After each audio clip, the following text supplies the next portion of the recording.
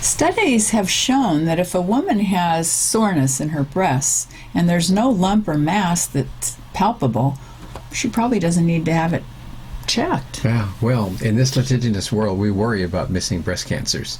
And so the tendency is twofold. One is to try and let the patient know that we've really looked hard to find out what's going on there. And second, we now know that doing all these special studies doesn't really save any lives. Well, many times one study leads to another test and another test and a biopsy, and it makes the person anxious and sleepless. Right, lots of things come with it. So somebody, in the Journal of General Internal Medicine came out with an article where they studied 916 patients who had breast pain that was imaged using these various tests that include mammograms, ultrasounds, MRIs. And what they found is that just in those women that had pain, there were 6 cancers found. And all of them had a lump or a positive mammogram. So the other patients who didn't have a lump, didn't have a positive mammogram, there was no benefit to doing all these expensive studies. And today we're interested in healthcare costs and how we can cut things. Well, see, many times people worry. They're so worried about getting breast cancer that if they have a little soreness or whatever, they're worried about it. They start to panic because there's all this advertising going on about you need to have a regular mammogram and breast cancer is a really serious illness, and we've got all these marches for the cause of the cure and all that business. So it's in everybody's mind. And eventually one woman in 7 or 8 will develop some kind of breast cancer. And so you're looking at somewhere around 10-15% of the population of women is going to come down with a breast cancer. Well, then what about fibrocystic disease? Because many women have that, and it's kind of lumpy breasts and they're tender. That's a whole lot different. If you have fibrocystic disease, which means very lumpy breasts that are very cystic as well, what happens there is you have a risk of cancer that's 4 to 6 times higher than women that don't have that.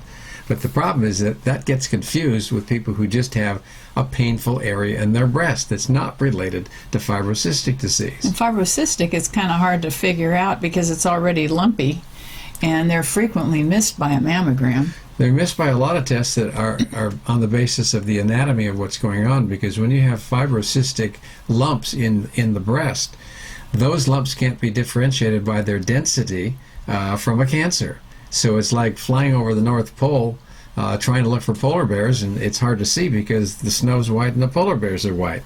And it's the same thing when you're doing a mammogram or a test that's based on the anatomy of what's going on.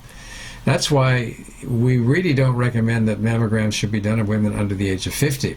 We're really the only country in the world that does them under the age of 50. We're over-eager. Well, we're paranoid, and we think we need to do tests to try and document everything. And then we end up causing it. Well, a little bit of cause from doing too many mammograms, but a lot of fear and a lot of tests that are unnecessary and a lot of healthcare costs that could be saved.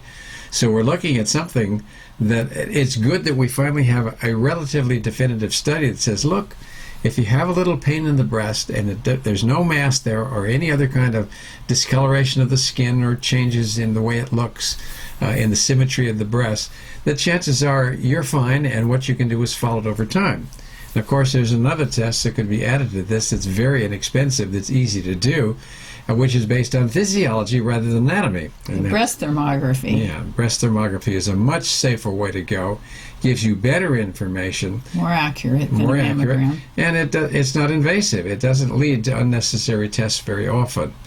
So this whole business of breast imaging for people who have pain has finally been, for the most part, resolved. The problem now is to convince patients when they come in that if they don't have a mass and they don't have changes that are suggestive of a mass, that they don't need to have any more tests done. So breast cancer screening needs to be revised. Exactly.